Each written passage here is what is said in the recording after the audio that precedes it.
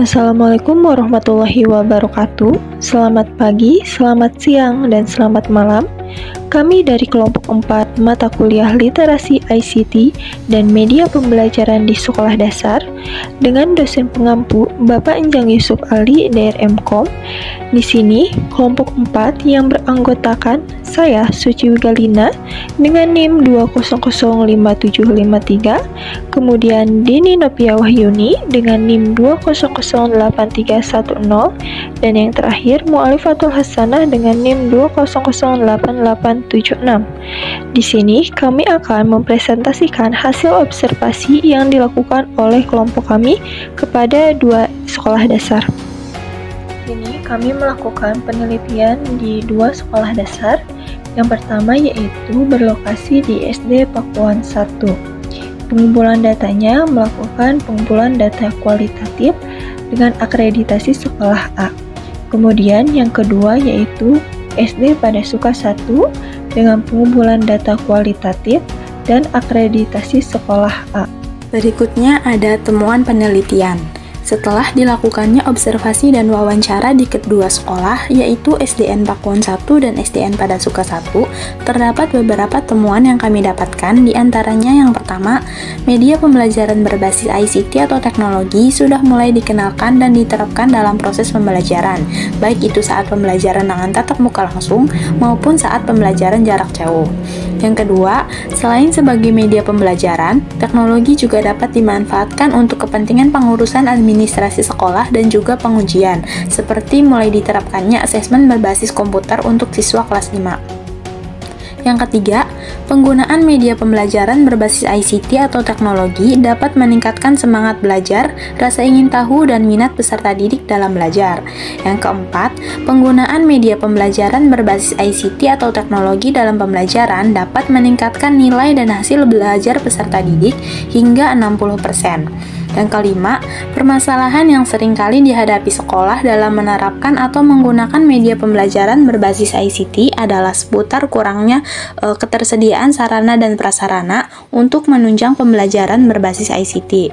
Nah, selanjutnya, selain sarana dan prasarana yang menjadi penghambat dalam pembelajaran berbasis ICT juga disebabkan oleh rendahnya kemampuan guru atau tenaga pendidik dalam menggunakan dan memanfaatkan teknologi pada proses pembelajaran.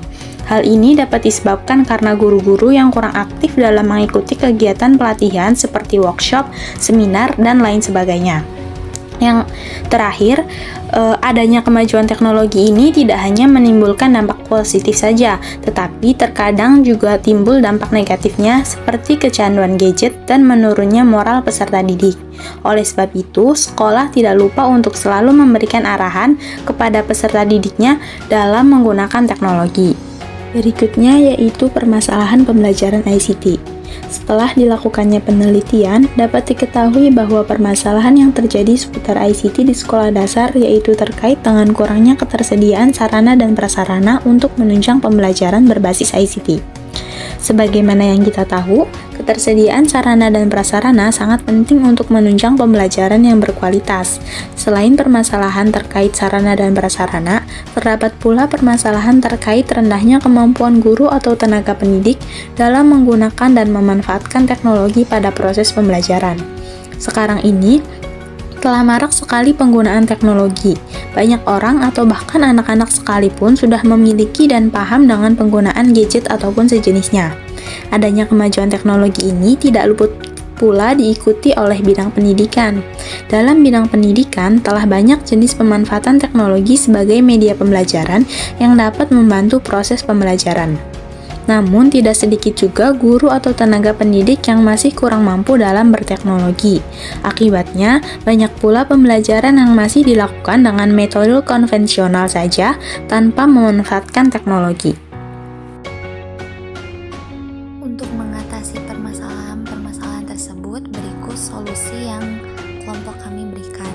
Yang pertama, peran pemerintah untuk mendukung dan membantu mengembangkan kualitas pembelajaran di sekolah. Nah, untuk mengatasi permasalahan dalam pembelajaran, bukan hanya pihak sekolah yang dibutuhkan, namun diperlukan pula peran dari pemerintah untuk mendukung dan membantu mengembangkan kualitas pembelajaran di sekolah. Peran pemerintah di sini maksudnya seperti dalam pemenuhan kebutuhan-kebutuhan yang dianggap dapat berguna bagi pembangunan kualitas sekolah. Solusi yang kedua adalah penyediaan teknologi di tiap sekolah yang rata. Bukan hanya di sekolah sekitar kota-kota besar saja, tetapi juga di sekolah-sekolah yang berada di pelosok daerah sekalipun. Ketersediaan sarana dan prasarana, terutama untuk menunjang pendidikan, harus diperhatikan agar tercapainya pemerataan pendidikan di seluruh wilayah Indonesia. Kemudian solusi yang ketiga adalah adanya pelatihan awal kepada guru atau tenaga pendidik dalam menggunakan teknologi tersebut. Penyediaan teknologi di tiap sekolah yang rata, dan tidak lupa juga untuk diberikan pengarahan awal kepada guru atau tenaga pendidik dalam penggunaan teknologi tersebut, karena selain tersedianya sarana dan prasarana, juga diperlukan pemahaman mengenai teknologi oleh guru-gurunya. Kemudian yang terakhir, mengadakan pelatihan dan sosialisasi mengenai ICT bagi seluruh guru. Karena percuma saja jika sarana prasarana di sekolah itu terpenuhi, namun guru atau tenaga pendidik lainnya tidak bisa memanfaatkannya dengan baik, ataupun sebaliknya. Untuk mendapat meningkatkan kemampuan guru dalam memanfaatkan teknologi dalam bidang pendidikan tersebut, dapat dilakukan dengan mengiring guru untuk mengikuti kegiatan pelatihan, penatar, seminar, dan workshop mengenai ICT. Mengadakan kegiatan pelatihan dan sosialisasi mengenai ICT bagi seluruh guru dengan mendatangkan ahli.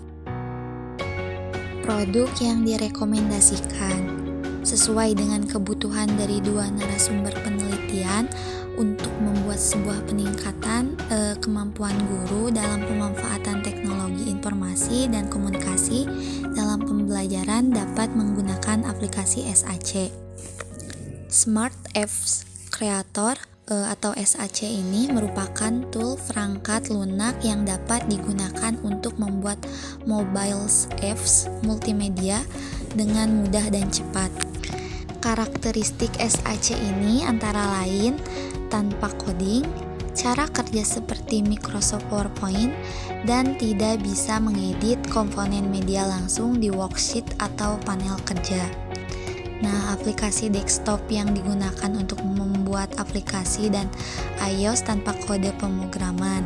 Kemudian SAC bisa menjadi salah satu media pembelajaran yang guru buat dalam melakukan pembelajaran karena mudah dibuat dan dirancang.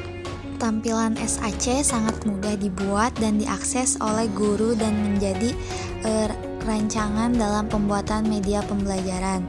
SAC ini berguna untuk menyampaikan materi dalam bentuk slideshow yang menarik minat siswa.